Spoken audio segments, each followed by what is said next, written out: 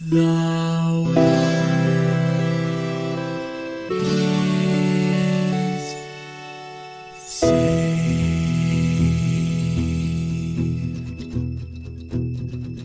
The living room's dark, save for light being cast from the big TV screen and the imminent sunrise that's teasing the one starry sky with whispers of morning. Hey, George. Hey, Lions, how's it going? It's a party. Is it? It's been a regular party in here. It's like there's a party in my mouth and everyone's throwing up. It's a lot like that. Yeah. It's not like that because it is that. It is. It's just, yeah. It's not a simile. It's not a simile. It's a metaphor. No, not a metaphor. It's a simile. It's reality. But it's neither. But which is similes use like simile or as. is when you use like or as. Yeah. Yeah. Metaphor is you just say that it's the thing. So like you actually have a bunch of people in your mouth. Do you not? Yeah. Oh God. We have to talk about Mario Party, which I think was interesting. This was actually foretold like a whole year ago, right? Because you were here. It was like 6 months. It was when we were doing Streets of Rage. 6 months doesn't sound cool. Yeah, 10 years ago. 10 years ago. Thousands of years ago. Yes. Was foretold on the walls of pyramids. So okay, 6 months, whatever. But we streamed Mario Party. Yeah. And we had been talking about like, oh, this is also a kind of game. You kind of have to play it together. Mm-hmm. So we both played it a little bit independently. We played some together. We played Mario Party. We did. Okay. Here's the thing. Do you know how many games are in this series? 18. It's like there's a whole bunch of on the Game Boy Advance had some. I guess the DS and the 3DS had some. Now a new one literally just came out. I thought that the most recent one is Mario Party 8. Is that what it's called?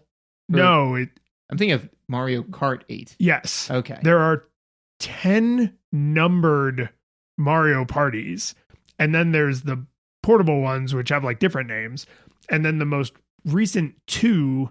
They did the Nintendo thing, and there's Super Mario Party, which was the first one on the Switch. Mm-hmm. And now the most recent one is Mario Party Superstars, which is like the greatest games from all of the earlier games. So yeah, I mean, but they're plumbing a dry well, dude. That's the problem. I was gonna say like the greatest games of all the games is like saying I took the greatest students of all the F students. Like you're still not going to pass the SATs. Just totally give it away right there. Oh yeah, No, because of all the deep sighing you did at the beginning of this, people didn't pick up on our overarching opinion. Those are subtle deep sighs. So this was the original Mario Party for the Nintendo 64, 1998, and just in case somehow people are like, I know Mario, I don't know what the hell Mario Party is. This is a digital board game that is made up of kind of isolated mini game challenges. Right. So you roll the dice, you move some number of spaces, everybody takes their turn, and then a mini game happens. And then you can win coins, and then you trade in the coins for stars, and then there's just endless other bullshit. Right? Yep. You can steal stars. Sometimes stars magically switch places between two players. There's just a huge amount of random nonsense. Mm-hmm. So it's a board game. There are board game rules, and all the mini games have rules, but there's a huge amount of randomness. Yeah, I would say that it's kind of like a board game. If a board game had like a dungeon master, like it's like D&D, right? But there's also a DM and the DM drunk. You know? Right? Because I mean that's the thing is that like in D&D there are rules, right? And the rules should be followed unless the DM just decides that the rules don't apply here or whatever, right? It's kind of the feel that it has to it. Is that like the computer's the DM, so it's just like playing Monopoly, but only if your older brother was like standing over you and being like, "Oh no, Park Place costs double this time." Like, why? Because you're doing too well. It's not fun for everyone else. Yeah. So, anyways, but that might be on a campus note. Yeah.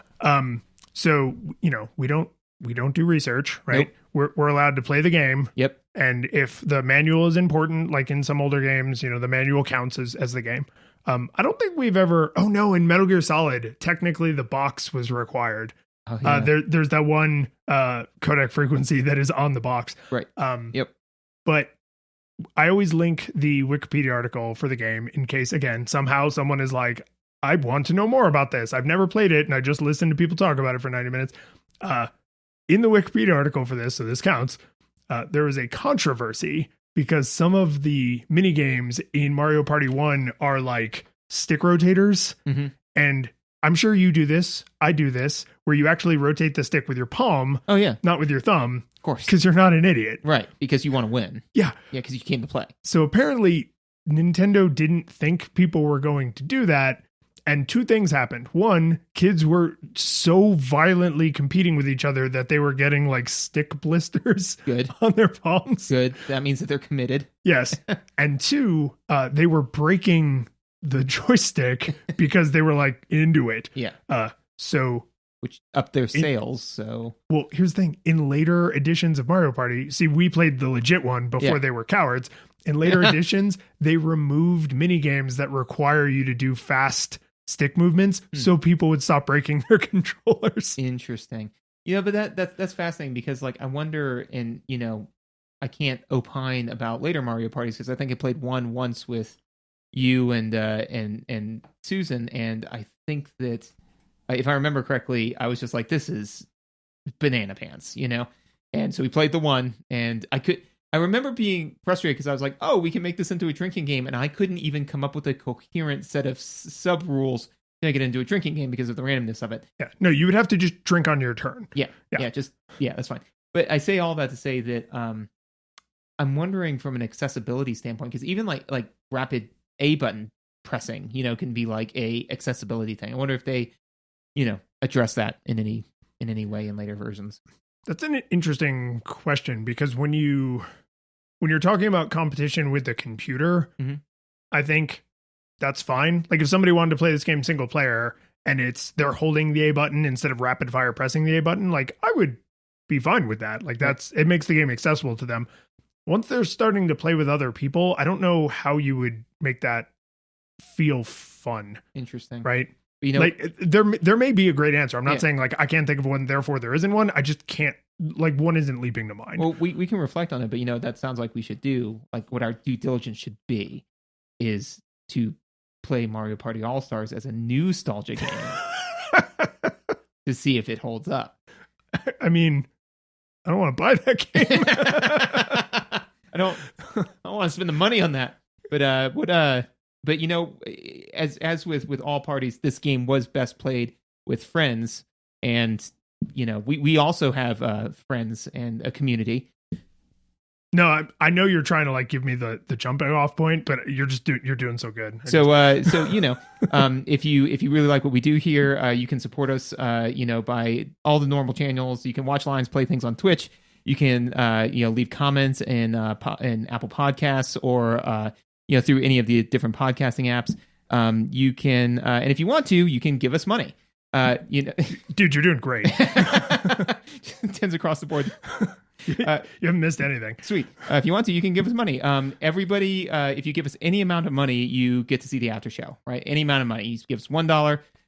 You get the after show material, which is normally more of us just faffing about, but sometimes we do deep dives on certain topics, like whether or not Invincible is a good movie or a good show worth seeing. But if you want to be really crazy and give us, support us above that, you can sometimes get your name shouted out, which puts us into certain categories. Like our 8-bit classics, Kevin. A stompin' Mario. John. A loser Luigi. Sorry, John. Luigi's just terrible. And he had to be on here. Yarno. A powerful Peach. And Jason. A dizzying Donkey Kong. And our 16-bit heroes, Jacob. A yellin' Yoshi. And Michael. A wild Wario. And our full 3D supporter, David. The inventor of rubber band physics. Because I feel like whoever did that was just as much of a player character in this game as everything else I listed. That's fair, yes. Yeah. The invisible hand of the market is very visible. Very visible. So I guess we're on to visuals. Is that where we're at? I'm disoriented now. Yeah, no, I usually do the thing. We didn't do our nostalgia experience. Should we go back or is it just dead to us? I mean, I don't have one. I didn't play this game as a kid. So I did play this game as a kid, and then I played one of the way later ones, and then the now second to most recent one. So my experience with this game was every once in a while the graphics get better. Yep. And like that kind of felt like it was it, because I was playing it at such a surface level that if there were lots of little balances and tweaks and intricate differences, like I didn't notice them. It's just the newer ones look better than the older ones, but they certainly seem to play kind of like the game we played, the original Mario Party. Seems like the formula was established and they stuck with it for like literally 15 sequels. Well, and also, so my nostalgic experience was I never played this game, but I knew people that played this game, and pretty much the overarching consensus was the best way to end friendships with people is to play this game with them. And so I think this is the start of me not playing things because it's popular, because people are like, oh yeah man, I played this with so and so, man, just Mario Party, it's a great way to test your friendship. I'm like, oh, I don't want to do that. Like, I don't want to do any of that. Why would I? I'm gonna go play more Ocarina of Time. Gonna go play GoldenEye. Yeah, or anything but the thing that ends friendship. So honestly, this is the first time I played this game. So your nostalgia experience is actively avoiding it. Yes. Great. Yeah. but I felt our friendship was strong enough that it could take it. And honestly, there were a couple of times where I thought you were going to hit me. So. And I would have been in the right. Yes. All right. Now we can talk about the visuals. Character models D+, everything else C+ to B-. Yep. Like the actual little character models that are in the mini games and that walk around the map. They're just not great. And it's not, I honestly don't think it's because the graphics are bad. Mm-hmm. It's because they had just recently made these characters 3D and they were still kind of feeling that out. Like Mario to me is not like plump enough. Mm-hmm. Like later 3D Mario is like kind of more of a little fat, like round faced. He's got a little tummy. Like he's a little fat plumber guy, right? The Luigi model is actually pretty good. The Yoshi model is actually pretty good. Donkey Kong is like way too lean. Like he should be, big. He's a gorilla, right? He should be big. And Peach is so cross-eyed. Yeah, which looks terrible. Which is, that one I think is the most offensive to me, because that's not like I got the polygons wrong. That's like you built the building perfectly and then you screwed up the paint job. Yeah. Like, how'd you do that? Like that to me feels like that if somebody was watching or playing the game and they're like, oh man, Mario's body looks a little too lean, or DK is, a perfect V, like, he has definitely been lifting. I could see somebody being like, look, man, we don't have time to screw around with this until the cows come home. We got 15 other things we got to do in this game. But Peach being cross-eyed, it's like, just redraw those eyes. Like, I could redraw those eyes and then scan them and then replace that texture. That to me is the one where I'm just kind of like, and again, I never want to, poop on anyone's party and say, oh, these people didn't care. But it's like, man, it's just such a weird place to not stick the landing, Well, I feel like a lot of those, because they're dolls, right? Their eyes don't move, their mouths don't really move or anything. They're pretty static little 3D assets. Like they articulate at the joints, but they don't like speak, right? Yeah. And even though there's a ton of voice lines, I feel like they made her character model and she probably looks fine like at 3/4 or in profile, but because of the nature of the game, you are staring directly at them. They are staring directly into the camera a lot. Yeah. So I feel like they should have optimized for that like nose to nose view, because that is actually the most common way you see them. Because at the end of every mini game, they turn, all the characters that were involved in the mini game turn and look into the camera. So you're seeing that view constantly, like every single round. So to say like, oh, well, she looks good, from the side and from 3/4, but not face on. It's like, oh, well, how will she be positioned most of the time in the game? Oh, whoops. Yeah. And so one of the things that they do is they do a tremendous amount of billboarding in this game, to the point where it is almost like a fish with legs. Like, we use that a lot to describe, low poly 3D. It's, oh, well, it was the first time I tried to do 3D. But I think that this is actually very much so aptly a fish with legs, because it's like 90% a 2D game that they just kind of added some honest to God 3D elements too. Yeah. You know, so it's more like a PS1 JRPG where there's rich static JPEGs in the back, and then there's like Mario, just a 3D model like walking across this JPEG. Yeah. And so that was, and so part of me was like, oh, well, they must have done that for space constraints, right? Because it's like, all right, we have 6 boards. I think so. Yeah. Space constraints and performance, right? Like, because the game never slows down, it never Nope. lags or, drops frames or anything. No, it doesn't. But we'll circle around to that in a second. It doesn't. To be fair, it doesn't. But I'd say like, oh well, space constraints. But then, when I think about how varied Mario 64 was, I mean, they only had 6 levels, right? But when you look at Mario 64 and how many completely different, like themed worlds there were, I struggle to believe that that's the case. I can explain this. Oh, go. I think I can. I'm going to act like I Yeah. can. So in Mario 64, in Banjo-Kazooie, in Conker's Bad Fur Day, right? In any of these N64 3D platformers that had a ton of different worlds, the worlds are mostly made up of textured or solid color polygons, but you are running all over the damn place, which means the camera is moving all the time.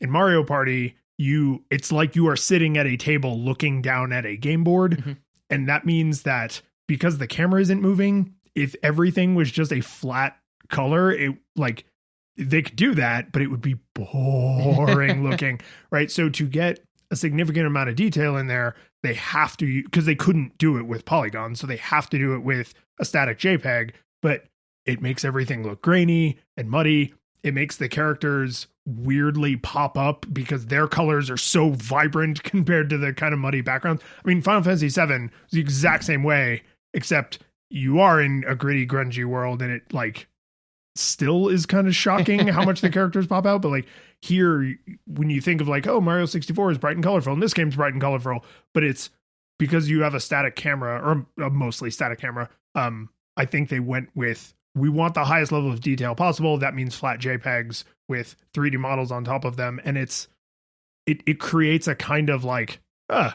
everything's grainy. Yeah, and that's the thing, is that honestly with the board is like my least complaint about that, because the board looks like a game board, and it should. Like, I think that to me, this should be kind of like, almost like Yu-Gi-Oh! In the sense that, it's you're playing a 2-dimensional game, but parts of it pop up in like 3D holograms, like it's like playing Monopoly, but the train is an actual train, so your piece is alive and moving, and then they Jumanji style jump into these mini games and stuff like that. So I'm actually kind of okay with that on the whole. But then, when they start to do the weird 2D, 3D in other areas, the biggest offender that you actually pointed out that I was like, why are they doing this, was with the thwomps, Oh, is that what those are called? The ones that are Yeah. like walls? Yeah. I think that they're like a special type of thwomp. 'Cause Probably like thwomp or something. Yeah, but yeah, those the big wall things that in Mario 64 you ground pounded on the back when he would fall down. That, so their arms are 2D Yeah. paints. Yeah, they have JPEG arms. Yeah. And 3D bodies. Right. So, which just looks awful, So bad. And so to me, it's like, well, why did you do that? Because they literally load up a little vignette, of. So I struggle to believe that that's space constraints. So I don't know if this was actually the fish with legs, where they said like, okay, let's see how much of this melding of these two things we can do. But I struggle to believe that it's 100% space constraints outside of just the board itself, which like I said, I'm fine with that. But I had to believe that they had more processing power just because of, again, like looking at Mario or something like that. Yeah, and this is the thing about Nintendo that I don't have a lot of good prior information on, and I can't go look it up now, but Nintendo is big, right? And they actually have a lot of studios within Nintendo. So when you say like, oh, this is a mainline Mario game, they have one studio that tends to do the mainline Mario games, but then like Mario Kart, Mario Party, Mario Golf, like those are actually probably done by entirely different parts of the Nintendo organization. So from the outside, when you're like, wow, Mario looks kind of weird in this, and it's like, yeah, they had their artist make a Mario sprite, right? And it's like, oh, but didn't they literally just use this same thwomp or whatever in Mario 64 like 2 seconds ago? Did he have stupid JPEG hands? I don't think he did. It's like, oh, but yeah, because they literally drew their own or modeled their own. Like they're not like different companies exactly, because there's definitely some sounds and things in here that I'm positive are wholesale lifted from Super Mario 64. But there are definitely a lot of visuals that it's just like, do you have the license for these characters? Like, is this a fan game? And not because they're bad, but just because they're different. And you would just look at it and be like, why? So you might be right that this is an artistic choice that has just super duper not stood the test of time, not processing power, not storage, just somebody was like, oh, I like this because I like the amount of detail I can put on their hands. And it, now looking back at it, you're like, yeah. Or, just kind of, again, maybe saying like, all right, we created the thwomps, whatever. I just tried to look it up real fast. I couldn't find it easily. So, because it's okay to do research, just only live yeah. while we're doing the show. But yeah, or it could have just been like a, hey, let's see if we can do this, because they've tried different, you know more about it than I do, but with Donkey Kong, the Super Nintendo Donkey Kong, like they tried a completely different way of doing art, so it may have just 3D models that they then pixeled over. Yeah. It's bonkers. Yeah. So it's just kind of like, so maybe this was that, maybe they were just saying like, hey, let's see if this new fangled art style, if we can make this work. And the answer was no. It looks terrible. It does not withstand the test of time. And it makes the whole thing look chintzy, it makes it kind of look just, it does is it makes it look like Mario Party's Mario is a poor man's Mario.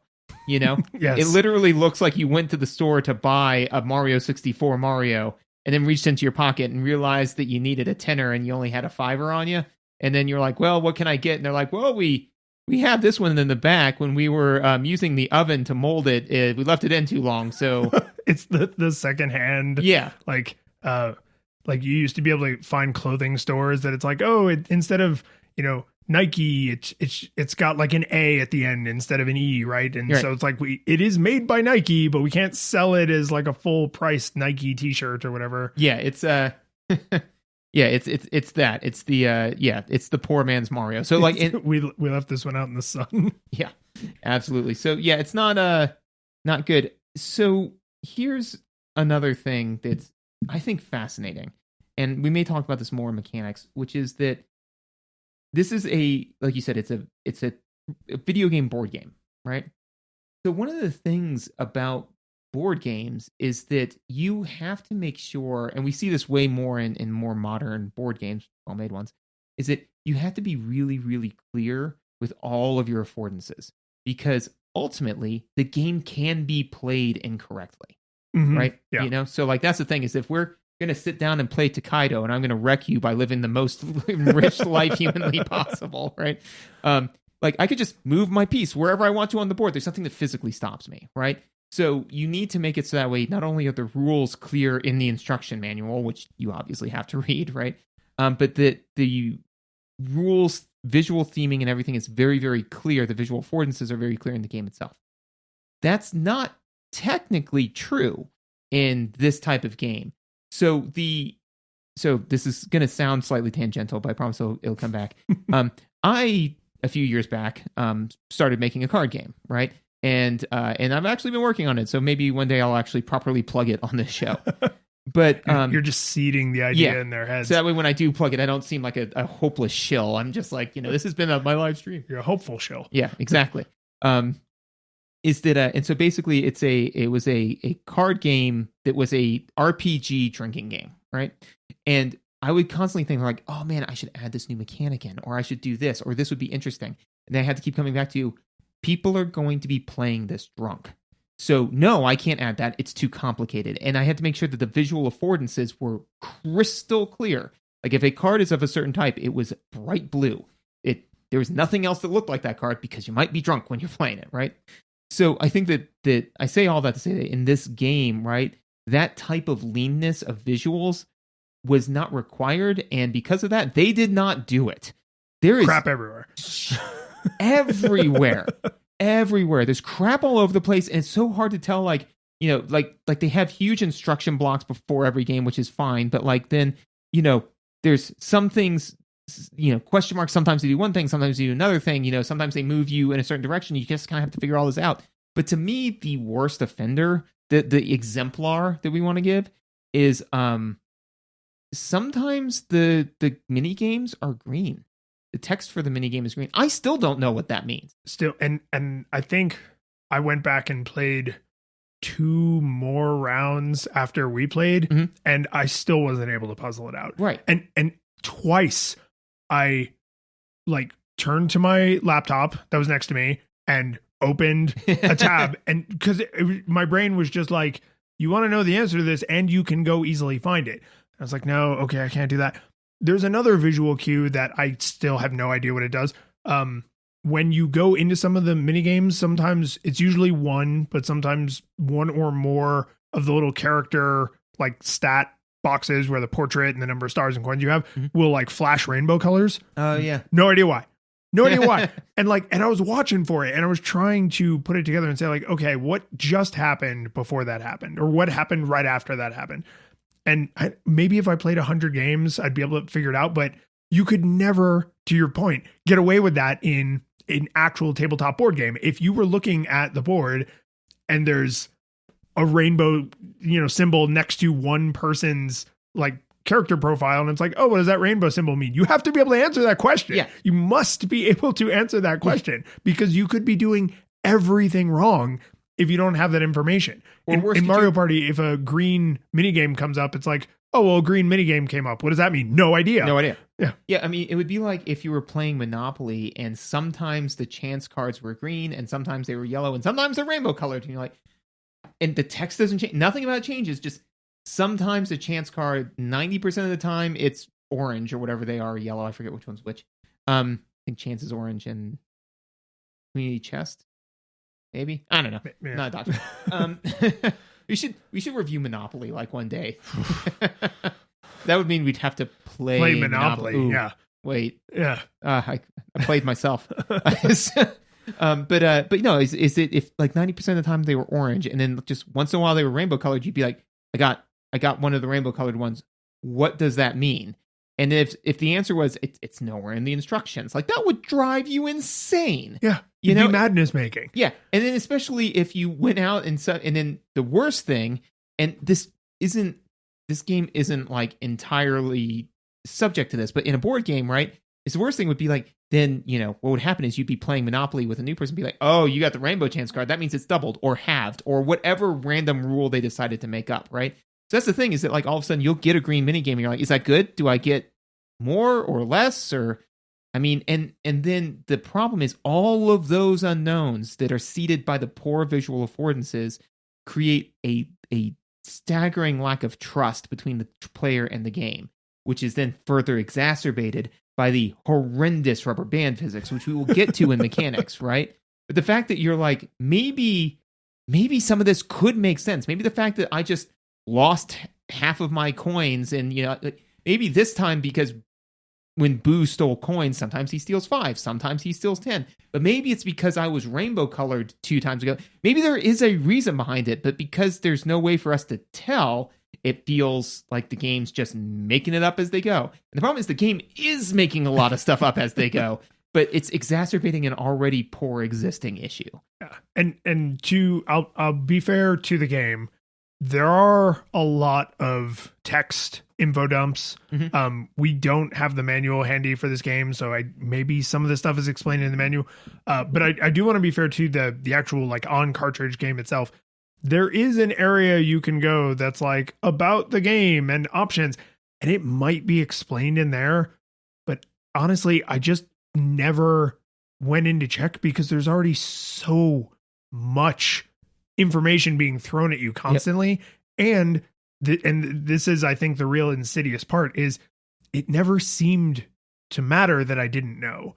But that doesn't make the fact that I didn't know less like worrisome, right? Every time a character card would flash, especially if it was mine, because it's like, oh, did I do it? Did I win? What does this mean? Right. And it's like, oh, that mini game went exactly like all the other mini games, or, oh, it landed on a green mini game. Maybe it's going to be different. No, it's exactly like the last 50 times I played that mini game. So when you have these visual weirdnesses, and there's a couple other places where there's visual weirdnesses where like the jump arc doesn't behave quite the way you would expect, where there's like this incongruency between like these are platforming characters doing a platforming minigame, but not with platforming physics, with like weird minigame physics. So there's like all these little places where the visuals don't quite line up with what you expect, or you just flat out have no idea what they mean. And the fact that that doesn't then ruin the game where you have to go find out what those things mean is like worse. Like worse. Well, because if you don't have to do something in a game, you're not gonna do it. You know, I mean, like we've talked about players optimizing the fun out of a game, you know, but if you don't make it so that way a thing, you know what, that's what there's no gating mechanics, right? No, zero. Right. So that's the thing, is that like if there was something that happened to where you really couldn't progress, or it made truly deeply zero sense, right? Like if you got a green mini game and then all of a sudden the screen flashed white and then you were playing as a different character, you'd be like, what just happened? Like, I've got to go figure this out, you know? So I don't want to go too deep into mechanics, but I would say the closest thing there is, and I don't mean this sarcastically, the closest thing there is to a gating mechanic is starting the game. Right? You have to select the pipe. You have to pick the character you're going to play. If you're playing with other humans or not, you have to pick the other, because it's always 4 people, always, CPU or otherwise. But as we saw, because we were playing and you went into a game that was like a slot machine and we started arguing about something, you weren't pressing any buttons, and then the slot machine just played itself. Yes. Like, and you won like 10 coins or something. Yeah. Your hands weren't on the controller. Yeah. Right. So literally, I know for a fact because I put the controller down to talk to you. Yeah. So the fact that they put all of these visuals on screen that are like, here's how all the buttons work, here's how the mini games are played, here's what you have to do, but then mechanically they don't ever actually enforce that, creates an even wider gap between what they're conveying to you visually and what they expect you to do with that information. Because the answer is, at least in some of the mini games, in certain cases, what they expect you to do with that information is maybe nothing. Right. Well, and I think that and not to continue to beat this dead horse, but this type of visual affordances being weird, and maybe you're right, maybe the instructions are locked behind some arcane area of the game, right? You know, maybe it is, but it's clearly not in a place where the game incentivizes you to check, right? So I think that this would be the equivalent of if, you know, you were playing a board game and it came with instructions and you read the instructions and it says, for additional tips and guidance, follow this QR code, right? And then you just start playing the game, and then sometimes weird stuff happens in the game, but it's not enough to make you stop. It's just the rainbow colored chance card where you're like, is this better, different? I don't know. Should I go check? You know, like, I'm just going to play it like it's a normal card, you know, and then you just move on, right? But then all of a sudden that you doing that breaks things later in the game, and now you don't know. And so all that is to say that, as we were kind of started with, which is that it's like in Star Wars, where in the original trilogy there was a lot of mysticism behind the lightsaber because they couldn't afford to do the effect a lot. Yeah. But then in the prequels, they could afford to do it all the time, and it looked like a Dance Dance rave party, you know? So this game is that, in the sense that why are they sloppy with their visuals? Because they can afford to be, because you can't go off the rails. So I like that as a pivot point to, I think they took advantage of digital board game with the map layouts in a way that is great. Right. Each of the maps looks completely different, has like nothing to do with any of the other ones. And we both have small kids. I have some board games. You probably have some games like this at your house that are Like, oh, okay, when you land on this space or when the die comes up this color, take this piece of the board and, it comes out and you can move it over here or you can flip this over and there's a different set of, tiles or whatever on the back. And hate that stuff. Like, I don't know where my threshold is, but I don't like board games that are Lego sets and then rules. Like, I don't know. I don't care for it. So I think it's very smart of them in Mario Party to say, well, we can make the board do whatever. Like, it can be all over the damn place. You can have boards where the pieces are the little circles that you walk on, like, are physically separated by insane distances. In the Wario mine cart one, you actually get blasted in cannons from, you can't physically walk there. You have to get fired in cannons. In a few of them, the board changes, parts of it become accessible or inaccessible. Like, that would be a nightmare to have to keep track of, right? Because if we were playing a regular tabletop game and you went down this way and you got a bunch of coins and stars or whatever, and then I was like, oh wait, the thwump was in thwump mode and that meant you weren't supposed to be able to go down that way. It's like, what are you going to do? Walk all that back? Yeah. Like, no, it's just like, okay, I guess we'll just try to be better about it next time. But now that whole game is garbage, right? Because it's like, well, whoever wins or loses, it's all, we screwed up the rules and we have no way to walk them back.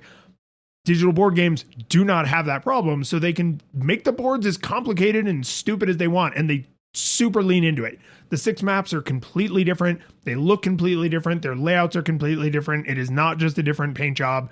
And it took me probably playing like 4 different maps before that really jumped out at me, but I was like, thank God they did this.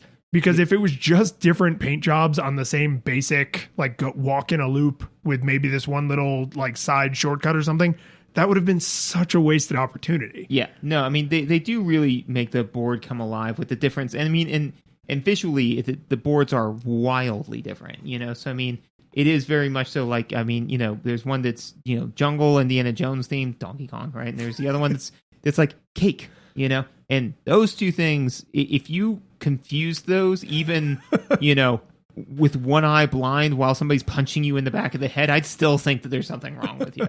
So no, absolutely. I only have 2 other real throwaway notes for visuals, which is one, and this is a real throwaway note, but I wrote it down, so I want to say it. Which is when the ghost steals stuff from you, it rubbing on your icon. On your little profile card. This is weird. It is weird. Yeah, I don't know. I just didn't like that animation. That's all I've got for that. It's not a deep dive. It's just I didn't like it. I will say, though, that one thing that they did that is, again, just a weird attention to detail, juxtaposed by like the weird 2D, 3D, which is what makes me think it's an art choice, is in all of the mini games, especially the ones where it's like platforming, you still have a shadow, which is, we mentioned in our Mario 64 game, is absolutely critical in a 3D platformer. Yeah. You have to know exactly where you're going to land before you can land there, is because you can basically, once you jump, you can alter your in-air momentum in a way that would make Isaac Newton like roll over in his grave, right? But that being said, is that you need to know where your shadow is, and so I forgot which mini game we were playing, but all of a sudden I said, "Oh man, I can almost always perfectly execute on this if I just look at my shadow. I'm not gonna look at my spot. I'm gonna look at my shadow." Oh, is it the one where the coins fall from off screen? Maybe onto the flower? Because that one, like, you could almost do that one without even looking at the coins, because the shadows give it all away. Oh yeah, I mean, and you can clean up on that mini game, man. That one was one of the things that made a huge difference of me kicking the crap out of you twice. But no, because I remember thinking like, oh man, just watching the shadows. I feel like it was a different one, but I was like, just watching the shadows is going to be perfect for this. I should make a note about this. And then I almost turned to tell you, but then you knowing might make you play better. That would have been it. Yeah, and that would have made the difference. So I didn't say anything. I just silently took this note and jotted it down. But yeah, so basically that attention to detail, the fact that they still knew that if you're going to do platforming in 3 dimensions, you have to cast a shadow. That's pretty solid attention to detail, which makes me think that the other stuff that we're like, this is awful, was like an artistic choice, because there are other decisions in this game that appear very deliberate, and Nintendo is not known for making not deliberate choices. So yeah. I mean, and this is the, like, did it hold up? Because at the time, people might have been like, "Whoa!" Right? And it's and not everything maintains that kind of audience response forever. The last two things I wanted to mention about the visuals: when you finish a game, there is like a really cute little map specific animation. So like in the end of the Wario map, that was the last one I played on my last game. Because the theme of the map is that the red bob-ombs and the black bob-ombs are fighting. And so at the end of the map, that's why there's all these cannons. At the end of the map, they have like a little peace summit with the winners. And like they, it's like a cute little thing. But then the loser gets fired out of a cannon in the background and it makes like fireworks. Into the sun. Into the sun. Good. Yes. I mean, what else would you do with a loser? I mean, I've watched enough Superman to know nothing. Like, that's what you do with things you don't know what else to do with. You throw them in the sun. But I thought that was cute because it's like it's taking the part of a board game that is usually pretty not related to the board game and saying like, no, this is an opportunity for us to do something special because we're in the digital medium, right? At the end of Tokaido, you may have lived an incredible life, but the game doesn't respond in any significant way. The players did. The players do, right? and that's part of the board game experience, but it's because this is a digital board game, it can like celebrate and laugh along with you. And I was like, oh, that's cool. And it's specific to each map. Mm-hmm. And then the one other thing is, I think the game is called Teetering Towers. And it's like you're on like a brick tower in like a black abyss and it falls to one side and you have to jump to the next tower. Okay. And you have to do that like 6 or 8 times or whatever to get all the way to the end. And there's like a bunch of towers, but sometimes you have to make the tower fall to the left because there is no tower to the right or whatever. The towers are shaped like the stick on the N64 with very clear vertices so that it's obvious, oh, if I hold in this direction, I will make the tower fall in that direction because it is exactly like the thumbstick. And I was like, I don't have enough time to replay all these games and look for other places they did that, but this is at least one piece of evidence that shows that like Nintendo thoughtfulness, right? Exactly what you're talking about. Like someone said, yeah, we could make them rounder or we could make them square or whatever, but we're not going to because we want people to understand the relationship between what they're doing with their thumb and what the tower is going to do. And I was like, I'll bet there's other instances in this game of them doing that and I don't have time to go track them down, but this is proof, right? This now we know unicorns are real. Like we found one unicorn. We don't have to go find others. Now we know unicorns are real. So good on them for that. Kind of like the Shadows, right? It shows that thoughtfulness. Right. Audio?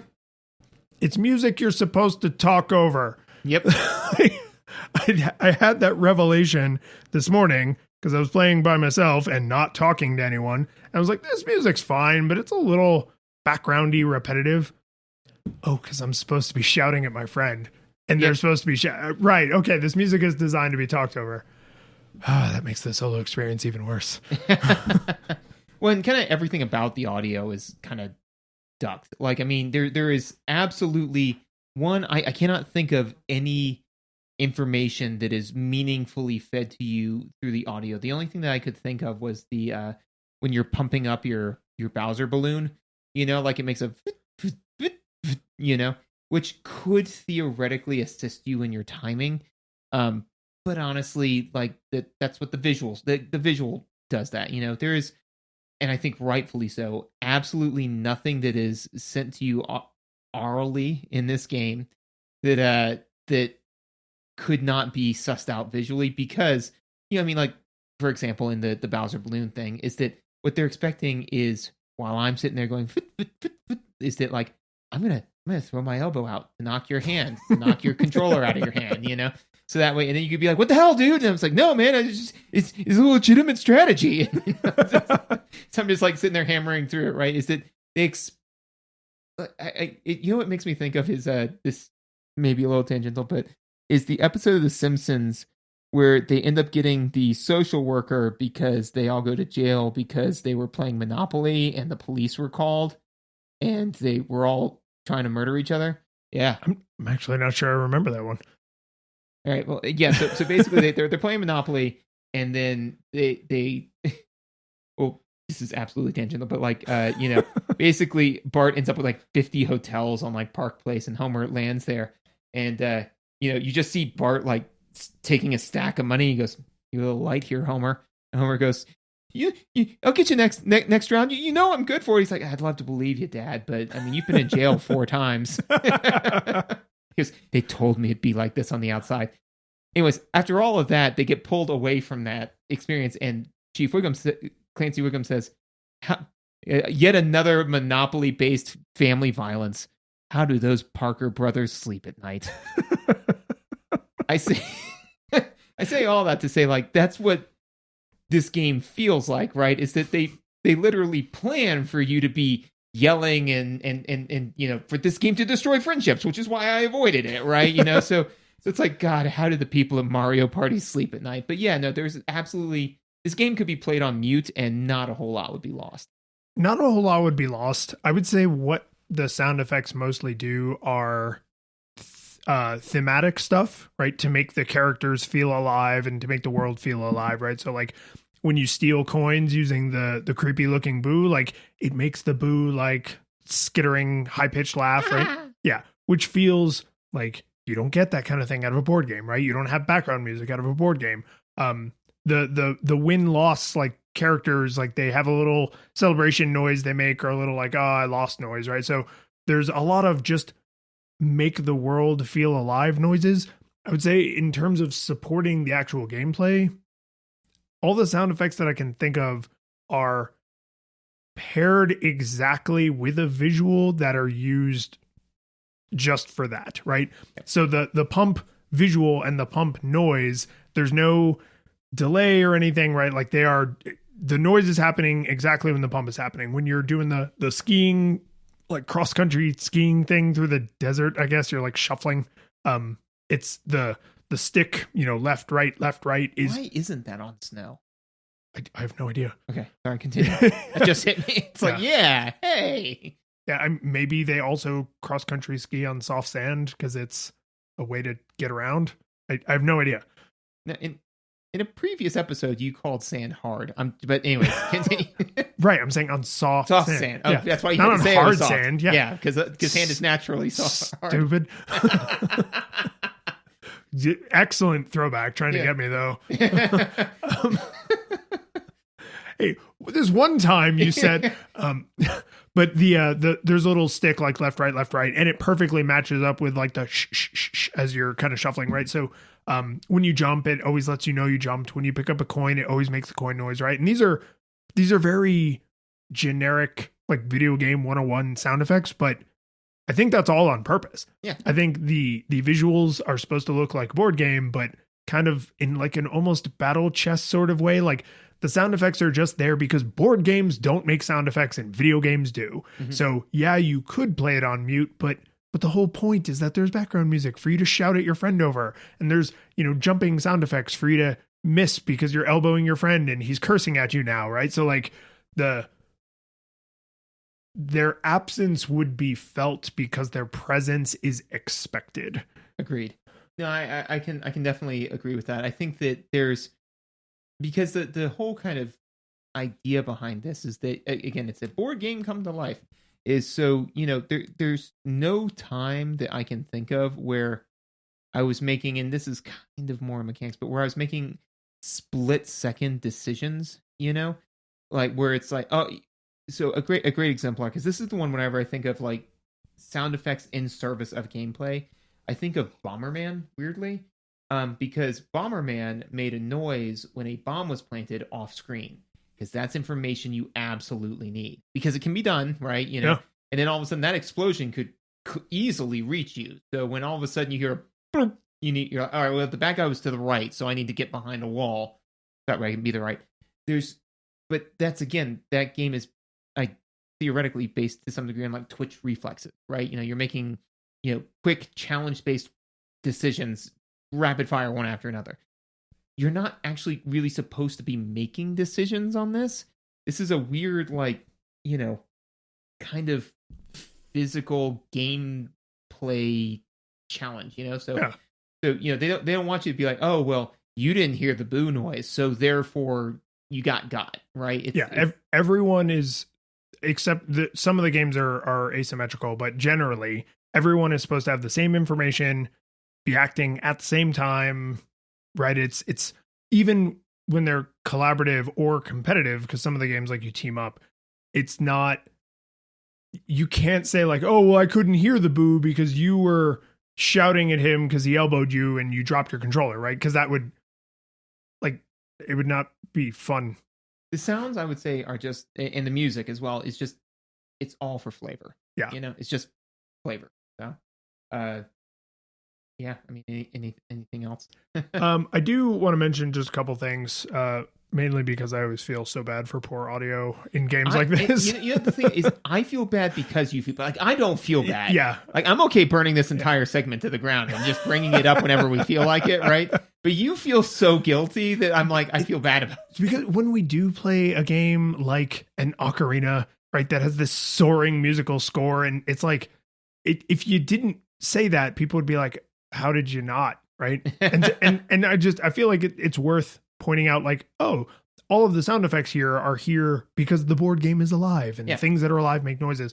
But a few things that I think are worth mentioning. One, some of these sound effects definitely ripped wholesale from Mario 64, like no question, which is totally fine, right? Reuse those assets.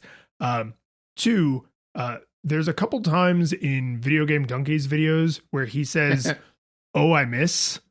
And I think that's actually from this game, because when you fail a mini game, especially if it's like a solo mini game, it doesn't say lose, it says miss. I don't know if that's a translation thing or if that's actually the word that they intended. But when Wario, because, you know, the characters all speak in their own voice lines, when Wario loses, he says, oh, I miss. And I was like, oh, that's the thing Donkey says sometimes. This must be what that's from. And then the one other thing is, some of the voice lines, none of the sound effects are over the top and bombastic. Some of the voice lines are so hammily overacted. And I think the best example that I found in the games that I played through is when Luigi loses a game, he sounds like he is passing a kidney stone. He's just like, like it's this tortured, like, but not like, oh God, Padme is dead and I'm the one who killed her.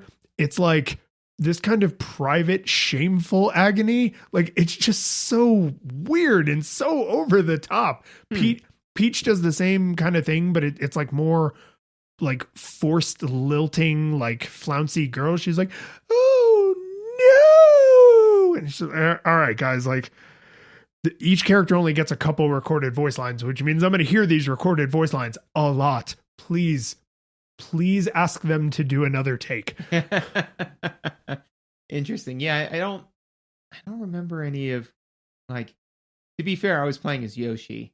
And also I never lost, so I don't really know what his lose lines. Well, but that's the thing, is you hear all the victory and all the lose sounds every time because there's always 4 players. Right, but I mean, I was only focused on mine, and since I never lost. Right, yeah. Why would you pay attention to the losers? They're just going to get thrown. I mean, what am I going to learn from that, right? Yeah, I mean, worst case scenario, I'm going to get bad habits.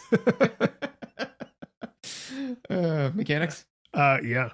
Sorry. Do controls and mechanics. Yeah. Do we go directly to rubber band physics? Let's just start there. I mean, because like otherwise, you know, anything other than the rubber band physics, we won't give it its due. Like, we got to pass this kidney stone, and then we can focus on like Luigi, yeah, and then we can do for that. Because I mean, I'll tell you what, man, Luigi sounds like he's passing a big kidney stone.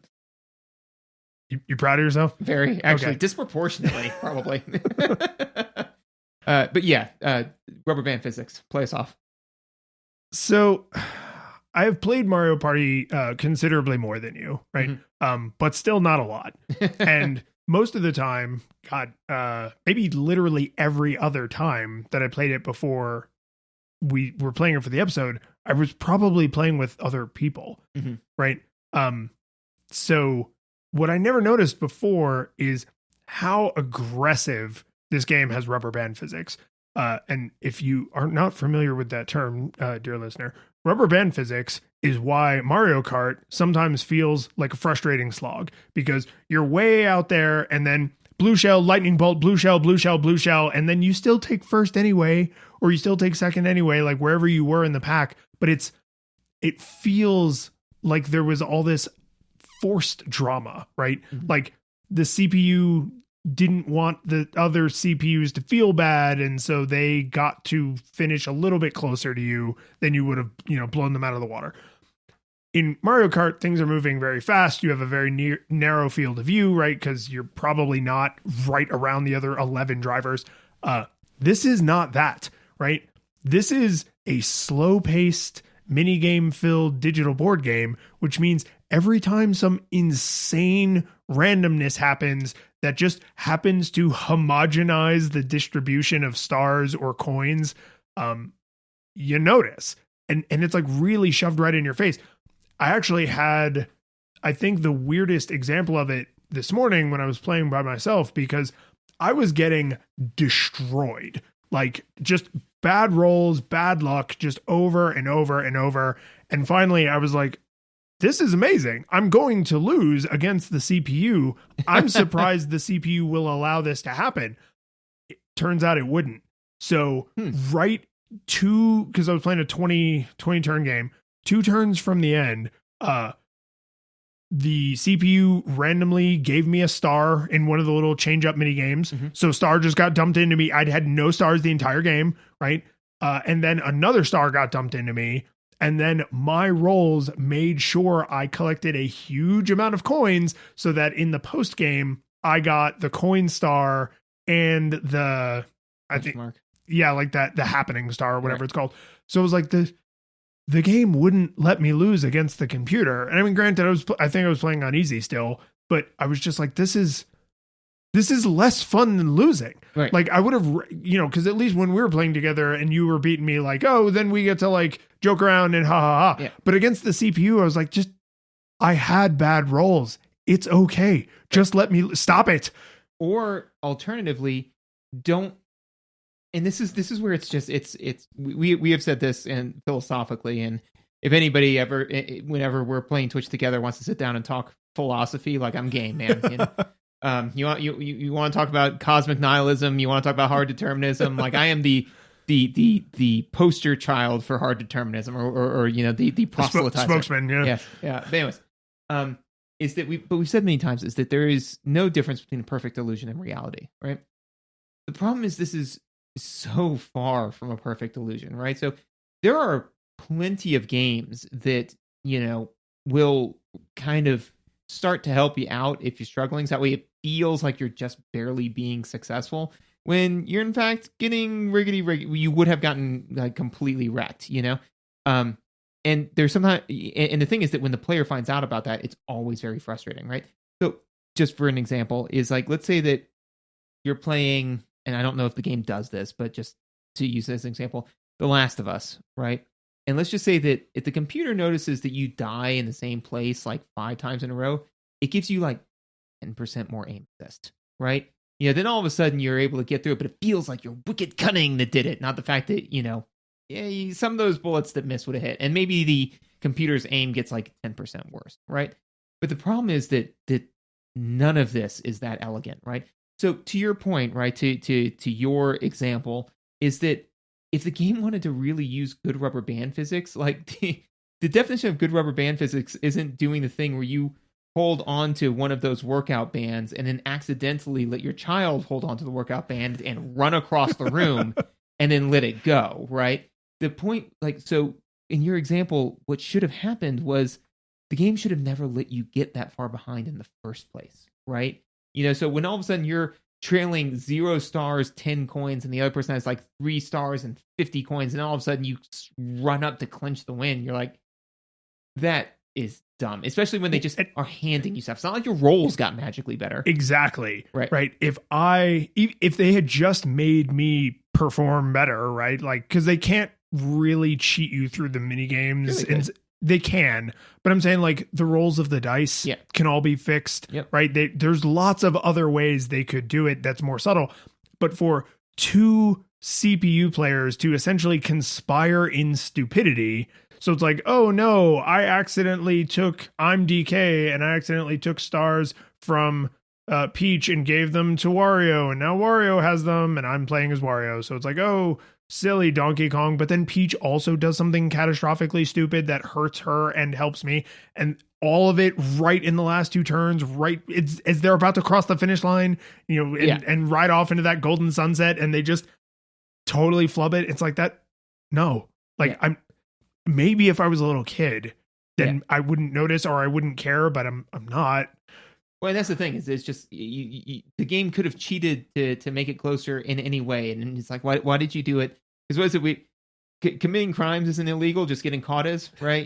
So that's the thing, is that it's if the game was elegant about its rubber band physics and not just throwing it in your face of like, oh, it's okay, champ, you're doing great, like that's insulting, And so again, like there's just and especially in a game where like. In a board game, right? Like Takedo or like any board game, right? It's you can have runaway games because sometimes the dice just aren't in your favor. Sometimes you just roll statistically unlikely series of rolls, right? This game doesn't suffer from that. It never has to, right? What they can do is they can totally make it so it's like, oh man, you rolled a 1, and you roll the second one, you roll it, and you're like, oh man, this game's such BS, man, but it feels real because sometimes that happens. But it's like, okay, now you're going to roll like a couple of 10s in a row to kind of make up for it. You're not going to notice that. You're going to remember the fact that like if somebody says, the game always makes sure it's a close game. You're like, no, that's not true, man. I remember rolling like 5 1s in a row that one time. Like that's all the game needs to do, but it doesn't do any of that. Instead of altering the subtle like probability mechanics, it blatantly in your face just yanks things around. I say all of that though, but I mean, like when I won, it was skill based. Yeah, totally. Yeah. Yes, obviously.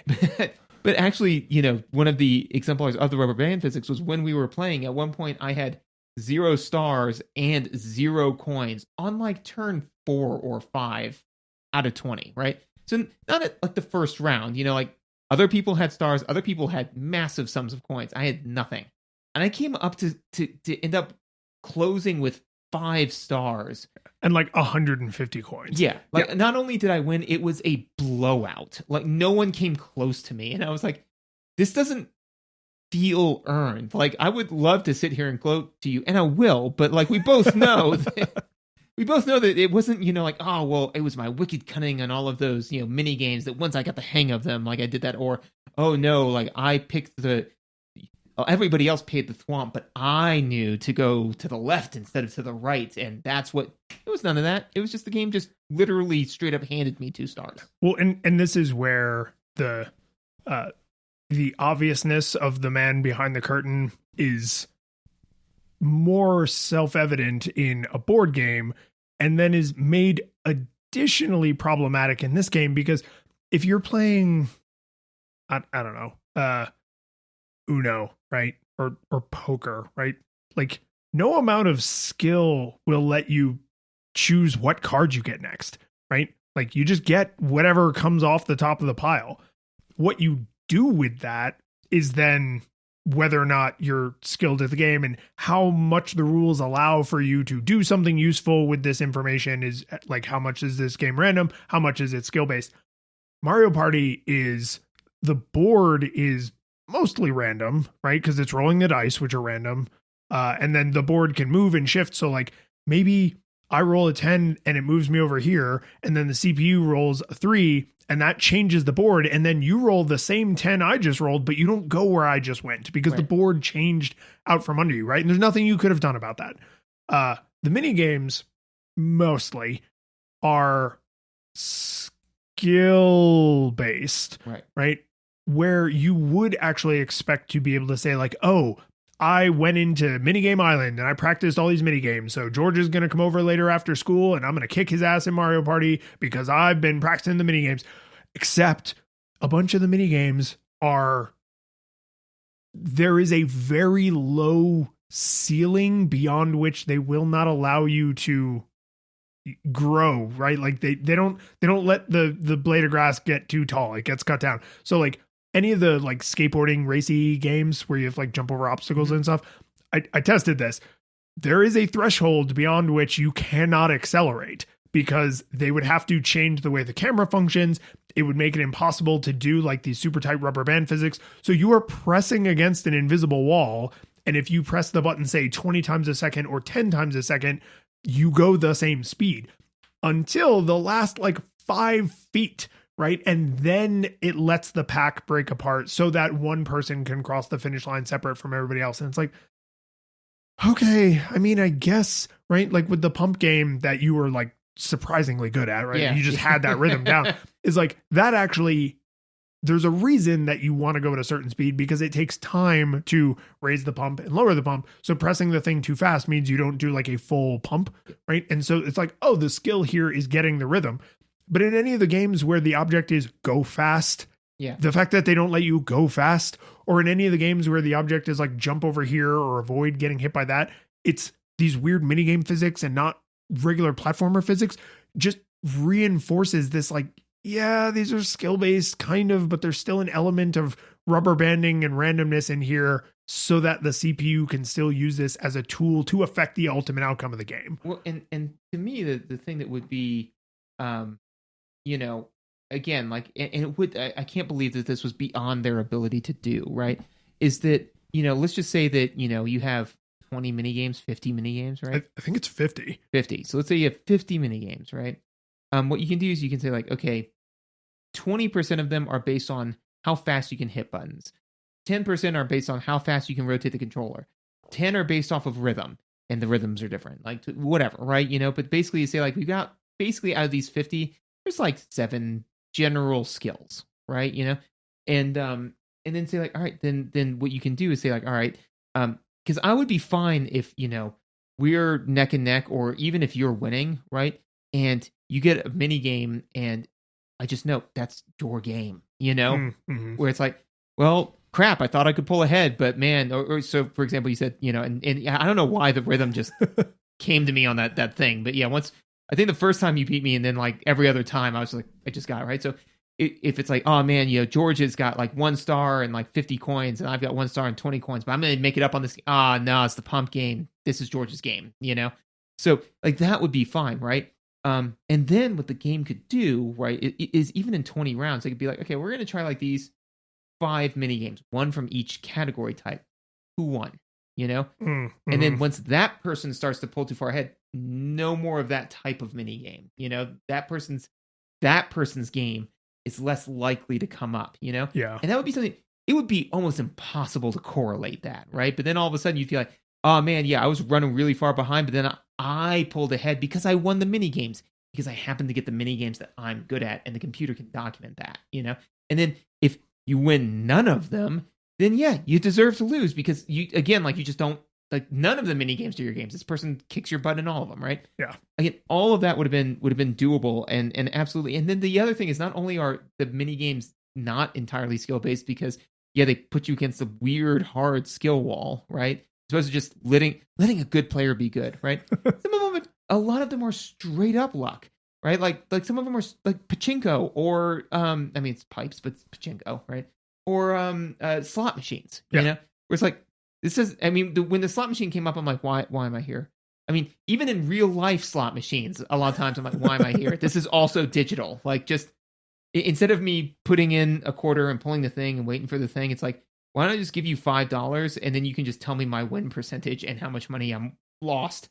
This is why you're not a gambling addict, right? Because you don't care about the lights and the bells and the buzzers and the thrill of like, oh, what's going to happen? But I think all of this is, and if there's more to say about the rubber band physics, please feel free. But I think all of this is indicative of 2 critical design decisions that I believe the designers made. One is it's dangerous to go alone. They do not expect you or intend for you to play this game alone. Mm-hmm. This game lets you play with the CPU in case you don't have any friends, you don't have enough friends, you don't have any siblings, you don't have enough siblings, you want to practice or whatever, but it is not meant for that. And when there are 4 human players, if the same amount of rubber banding is going on, which it may be, right, to try and make the game feel tight, you probably won't care as much because everybody's having a big laugh and it's a big, oh, you just rolled that lucky number, you suck. Like you didn't do anything good. It's just a lucky roll of the dice. Right. And that's fun with your friends or your family. It's not fun against the computer, even when you win, because it's just like, aha, whatever. And the other thing is, so it's meant to be played with other people. I really feel like the target audience for this game is young. Yeah. Right. Not just like children, but like little kids, right? Like under 10, possibly under 6. Yes. Because the platforming mechanics, definitely under 10. I think, well, definitely under 10. The reason why is got to be literate. Yeah, there's too much text. Way too much text. I don't know if Teddy could play this game just because of the volume of text. Yeah. But like a 7 or 8 year old, right, would probably, 1, not notice the rubber banding, and 2, not care because they just, it's the colors and the sounds and, oh, look, I did it. Or, oh, damn you, Jimmy. Like you get your game came up again. Well, the one downside would be that if Teddy were to play this game, like let's say he's 7, he's text doesn't bother him, right? Is that like, then later on when he's playing a game like, I don't know, Overwatch or The Last of Us or something like that. And then he says, the game cheated. And I say, the game doesn't cheat. And he'd say, Mario Party does. Mario Party always cheats. Yeah. And so it was just, and to me, I then would have to try to describe to him what rubber band physics is. But rubber band physics to a 6-year-old or to a 10-year-old even is cheating. Oh yeah.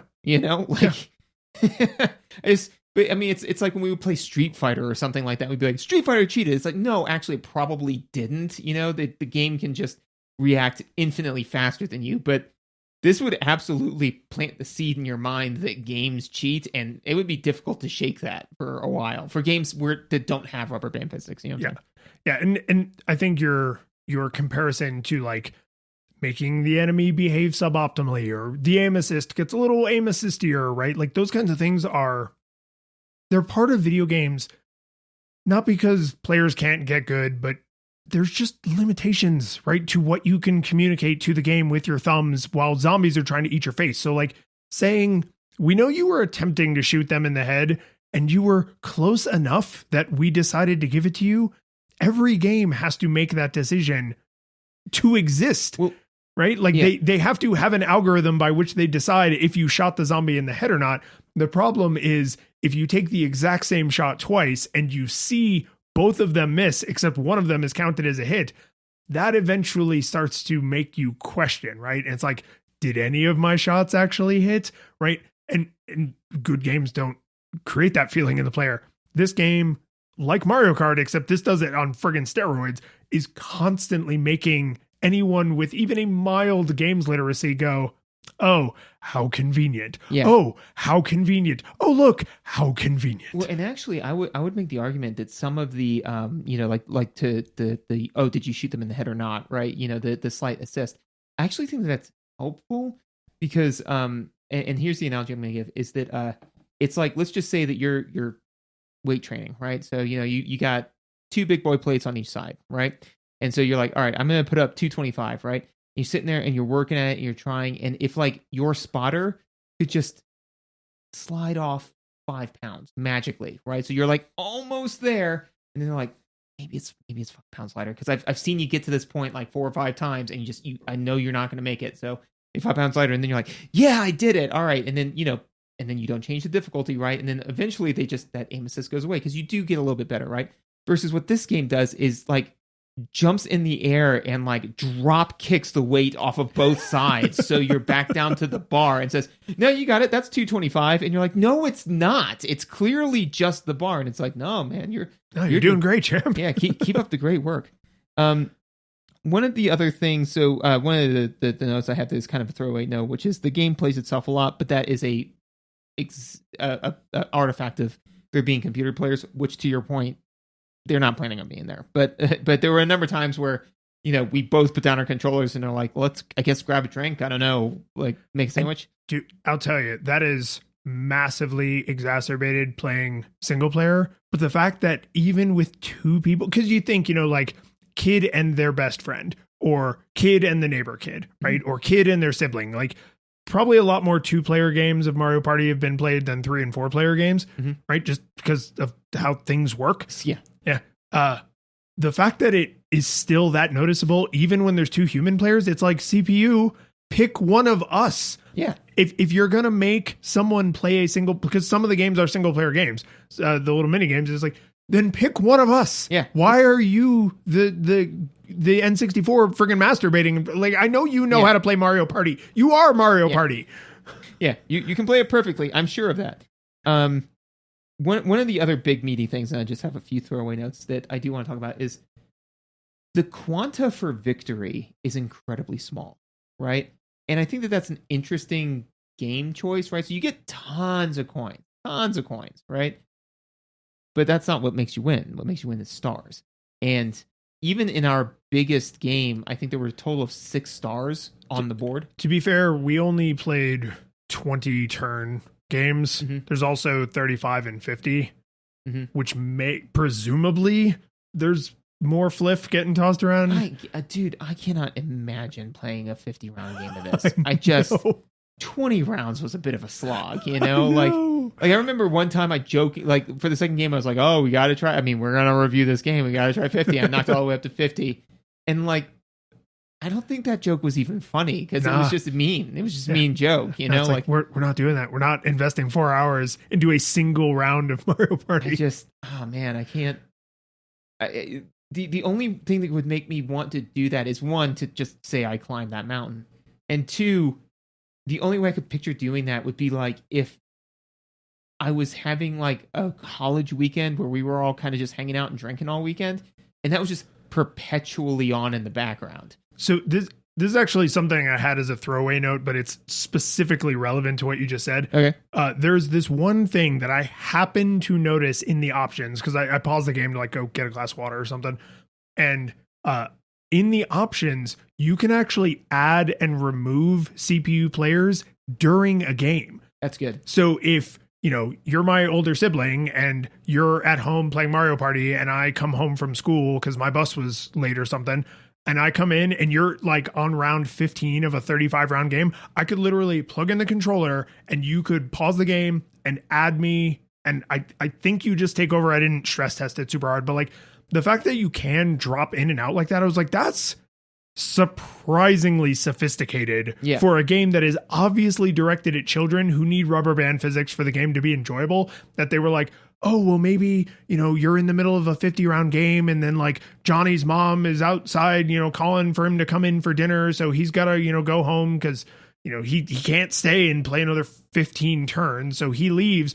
What do? Oh, just turn him back into a CPU player. Yeah. Like, oh, and then he told his mom that it's a super exciting game. And so he comes back over. So you just turn the CPU player back into a human controlled player. I was like, this is good. Yeah, like that's real good.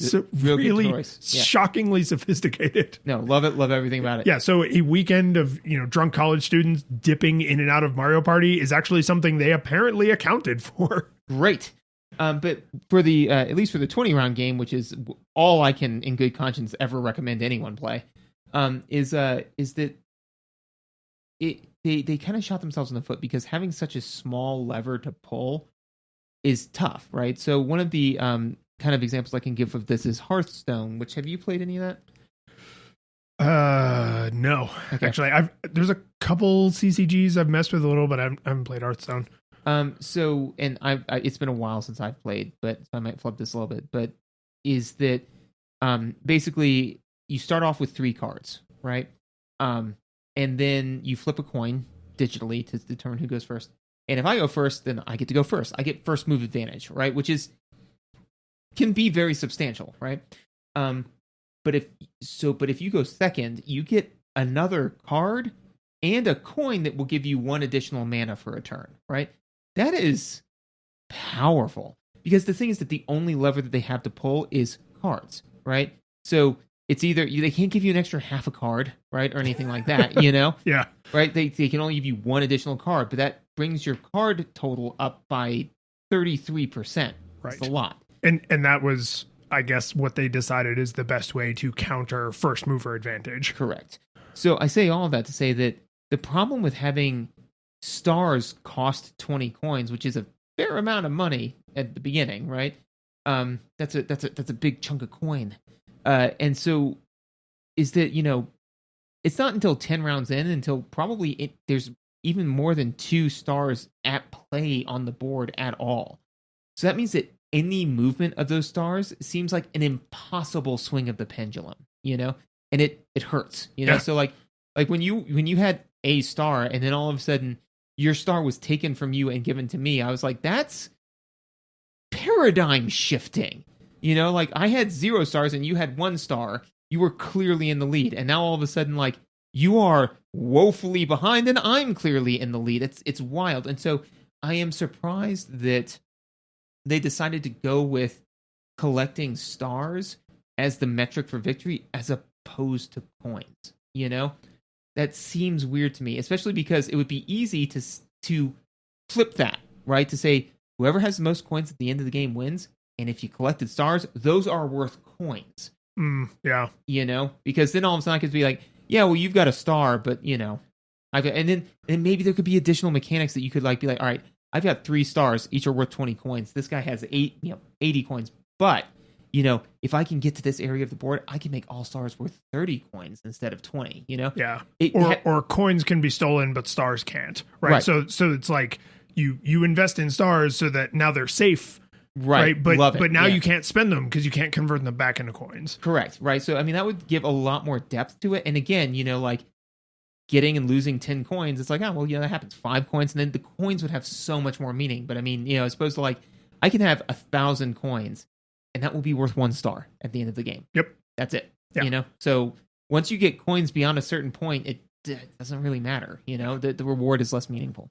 Well, and this is something we talked about while we were playing is, I don't know at which point they started messing with this, but in the original Mario Party that we played, at the end of every map, so after your 20 turns or your 35 or your 50 turns are up, they say, we're going to check who has the most stars.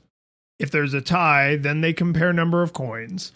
Then they give out the bonus points. I can't believe they literally don't even call them bonus stars. Right. The bonus points. So there's a star for most coins, and that's coins at the end of the game. Not who collected the most over the course of the game, who has the most coins right now. Which is important. Right, and can swing dramatically.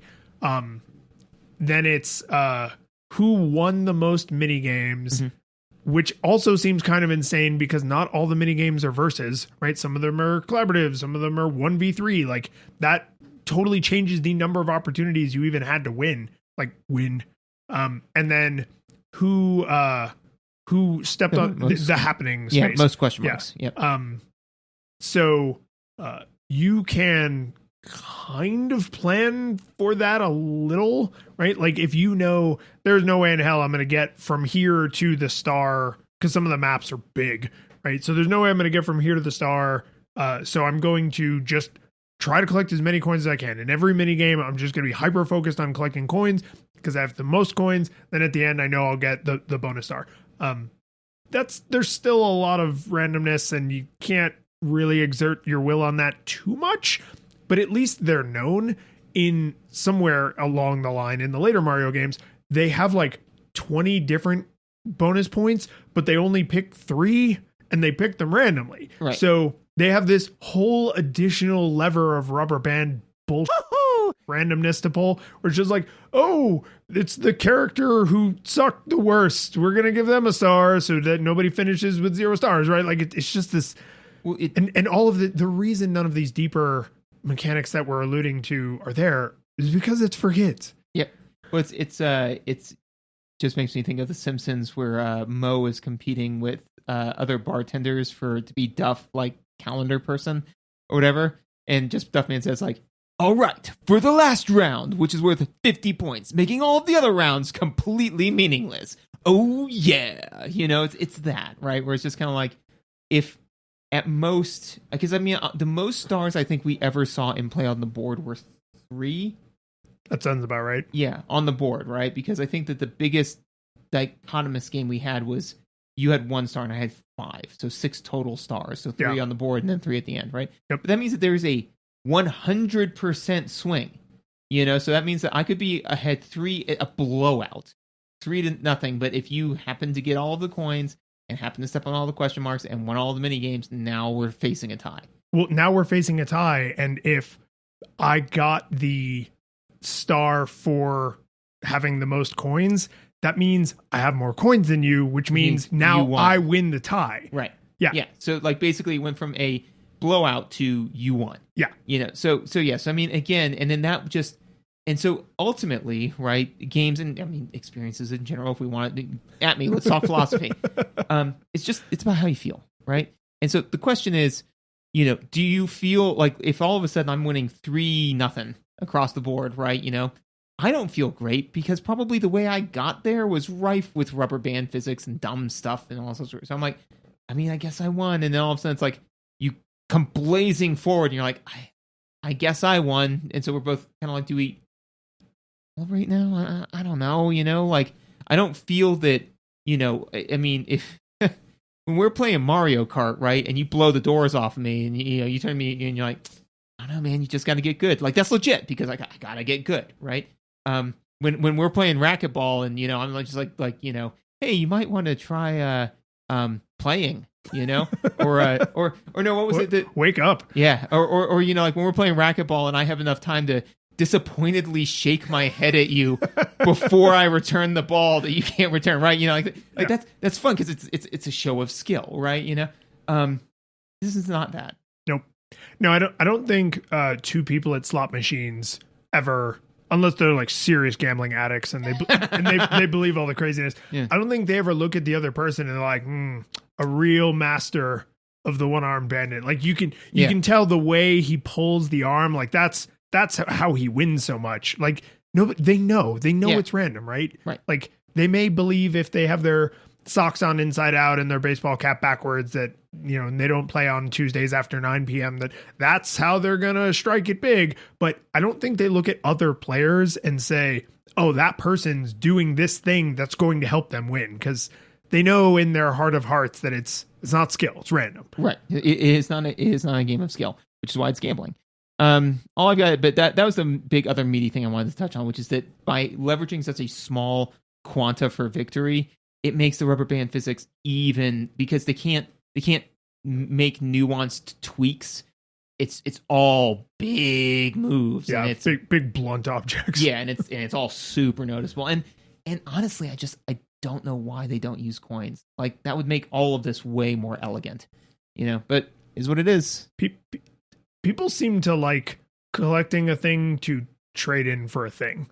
Like I collected 50 Flegelflargens, and now I can trade them in for a Flegelflargen. It's like, yay, now I have 2 Flegelflargens, right? Because I think, at least in most modern countries where we use like base 10 currency, it's like, oh, I could have 10 $1 bills or I could have one $10 bill, right? Because 20 coins is 1 star, right? And I mean, granted, it's not fungible. Like you can't turn it back into 20 coins, but like there's something about I collect a bunch of these and turn it into this. And then I collect 10 of those and my coppers become silvers. My silvers become gold. My gold becomes platinums. And I guess there's Ethereum or whatever in there and nobody cares. Electum.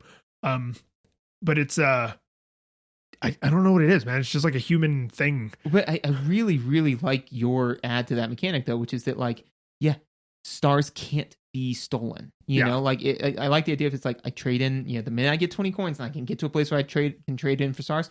I trade in all of my coins for stars. Like I can't spend them. I can't use the coins for any other purpose, but that locks them in, which is again, like that's a risk to reward thing where it's like, if you want to play high risk to high reward, then never get a star in your idea, right? Like always be liquid, but then, I carry all of my money on me everywhere. Right. Exactly. But then, if you got to pay coins in order to get piranha plants to steal other people's coins for you or pay the boo to steal coins for you or whatever, right? Like all of that's doable, so I like that as a mechanic because then it's like you can play the low risk game of making sure that as soon as you can trading it in and locking in your money, but then locked in, and especially if it's like if they did a thing, and again because they can do it with this quanta, is like let's say that a star is worth 20 coins, but in the end game it's only worth 18.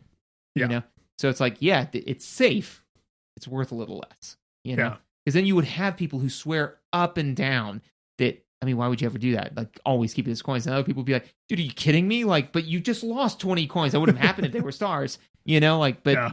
instead of just the game picking and choosing for you. Do you have any other big notes? I don't have any other big notes, but I just wanted to mention in the Yoshi's Island map, because Bowser's in, I think, every single map, and he behaves differently. Like, he's also themed to the map. He's kind of always a dick. He is, but he's like an on-brand dick. Yeah. In which way he Yeah. he does it. Yeah. So in the Yoshi's Island, because it's all like beach themed, when you get to Bowser, instead of giving you a star, he gives you a like Bowser like floaty, like a pool like inner tube. Okay. And he puts it around you and it pops. And then you spin around and you like get stars around your head, and he calls you fat. He's he says, I think exactly what he says is, "Oh, it popped. Have you gained weight?" Nice. And I was just like, what? Like the first time, because I happen to see Bowser several times on that map, but like the first time I was just like, dude, Hey, come on, man. you're supposed to be like a brute. This is like, now you're a bully. Yeah. Well, most people don't gain weight when they've been in suspended animation for so long. You look great, by the way. Really healthy. Yeah. Yeah. No. My 3 minor throwaway notes, which was, and this was maybe just happenstance, but when we were playing, Luigi could not get his together. Could not catch a break. No. So I was just like, is this where this comes from? Like the trope of Luigi just being atrocious. So, I like to believe that it is. This is dumb. I mean, and so minor, but it's just, I gotta say it. Why are you rolling 10s on a 6-sided dice? They have dice for that. They're called D10s. It's let me just put it to you this way.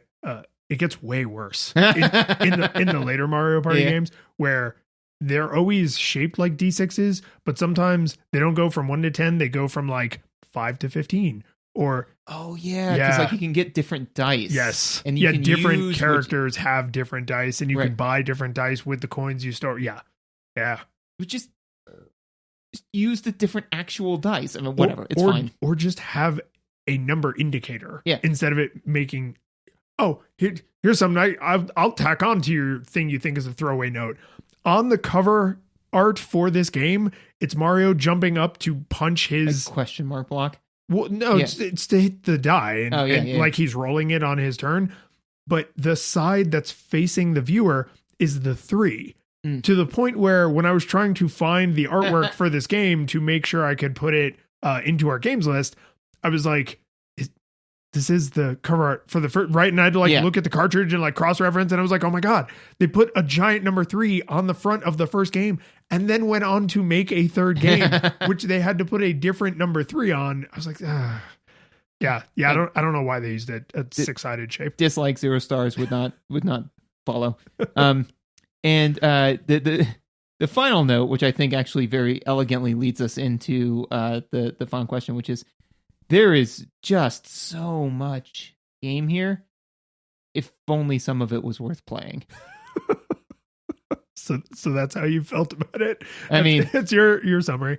Yeah. But I'll not to bury the lead. you go first. Yeah. I mean, full nostalgia goggles required, right? Like no question. And here's the thing. I've tried to hedge my bet a few times on games we've played over the years and been like, but the remake, or, but a later one in the series. I don't actually think that's the case with this game. I think Mario Party is a game that has really in-your-face rubber band physics because of the nature of its tabletopiness. It's directed at 2 groups, and this is a comprehensive list. 4 real human players and children. That's it. If you have any kind of games literacy, or you are an adult, I cannot imagine you playing this game by yourself and getting any enjoyment out of it, because it's not fun. There's no skills to master. The randomness feels random to the point of not being interesting. Right. At least with a slot machine, it's like, okay, there's 20 different shapes, and it stops 1, 2, 3, and I get to see, which lines I might win on. Like, there's some it's 100% random, but you feel like you understand what's happening. In this, there were times that things were happening that was just like, I don't even know what caused that to happen other than the game wanted to make the race feel tighter. Right. And that's not a satisfying reason for randomness to happen because it's not random then. No. It's using the trappings of randomness to actually railroad the game into being a tighter race. So no, full nostalgia goggles required. If for some reason you want to play this game, if you have fond memories of this game and you want to like go pick up the new one that just came out, just only ever play it with other people and you'll probably enjoy it just fine. Yeah. But you'll enjoy it because you enjoy your friends or your family that you're playing with, not because you enjoy the game. Right. So first of all, agreed. 100% nostalgia goggles. The only way that this works is if everybody goes in with the understanding that there's no skill involved, it's all kind of a random mess, and then to just have fun with that, basically, the like you said, the randomness is the veneer on it's so thin, you can easily tell that it's going on. There are so many different ways in which they could fix that, but they haven't. I mean, it's borne out. Like there have been so many times where we said like, well, the industry's borne out that this is not the call, but that's not, this is Mario Party 18, except, just the graphics aren't as good. So clearly they're doing what they want to do and it sells. So I don't, get it from like a true, like, so the only thing they could be is that one is that you just enjoy getting together with your friends and, saying like, look, man, it's all random and let's not put our feelings on the line. Let's just get together and have a great time, because honestly, whether you win or lose, it doesn't matter, except for our games where I kicked your ass. The curtain falls, the music plays, the credits roll, then it all fades to black, and you're left by yourself. The fanfare is gone, there's no player two there by your side to share victories won. But as you slowly progress down the hall to your bed, a few great events leak back into your head from the time that you spent traversing the land, battling evil, fighting the darkness, just sword in hand.